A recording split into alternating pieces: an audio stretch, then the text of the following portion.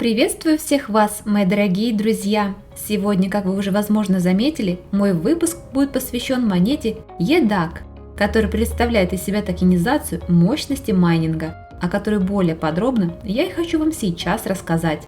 Так что устраивайтесь поудобнее и смотрите этот выпуск до конца, так как уверена, он этого заслуживает. Итак, как я уже сказала, EDAC – это токенизация мощности майнинга, с помощью которой владельцы токенов могут внести свой вклад в процесс защиты сетей блокчейна POW, получая при этом вознаграждение за блок напрямую с EDAC, так как токен не зависит от блокчейна. Кстати, для того, чтобы понять, как это работает, достаточно взглянуть на сам процесс, где токены EDAC продаются и используются для покупки мощности хешрайта, то есть через риги, в результате чего данная сила способствует генерации вознаграждений за майнинг, из которых чистый доход, а это около 50% от всех вознаграждений эфириума, используется для выкупа монет EDAC, какие в свою очередь будут немедленно сожжены, что естественным образом запускает механизм постоянного спроса и уменьшения самого предложения токенов, подталкивая цену EDAC все к новым и новым историческим максимумам. Плюс, как мы видим, при достижении ATH не ранее 0,5% от общего количества токенов может быть продано для покупки новых мощностей для майнинга, какие в свою очередь соответствуют принципу положительного круга доходности. Как по мне, звучит все это весьма заманчиво и интересно, особенно учитывая во внимание все эти преимущества, которые обуславливают постоянный спрос и уменьшение предложения, а также перераспределение биткоинов, где 1% от объема торгов будет автоматически перераспределяться между держателями с комиссией за транзакцию. Знаю, изначально все это может показаться весьма сложной и запутанной историей, так как, соглашусь, на сайте весь процесс описан максимально коротко и просто. Тем не менее, чтобы досконально разобраться с механикой процесса, вы можете ознакомиться с доступным техническим документом, ссылку на который я обязательно оставлю в описании. Также вам в помощь будут доступны статьи на их Medium-канале, где, например, описывается не только сама идея происхождения данного проекта, но и сам принцип заработка на майнинге эфириума без предварительных знаний. И несмотря на то, что статьи написаны на английском языке, вы все же властны перевести их через встроенный в браузер переводчик и ознакомиться с материалами в полной мере. Кстати, если мы посмотрим на доступную дорожную карту проекта, то увидим, что команда разработчиков поэтапно выполняет пункт за пунктом.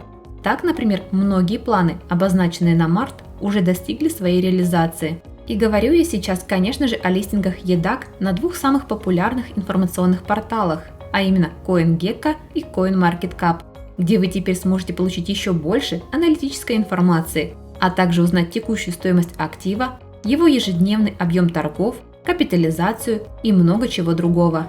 При этом, возвращаясь к дорожной карте, не могу не обратить ваше внимание еще и на разработку собственного приложения для отслеживания процесса майнинга.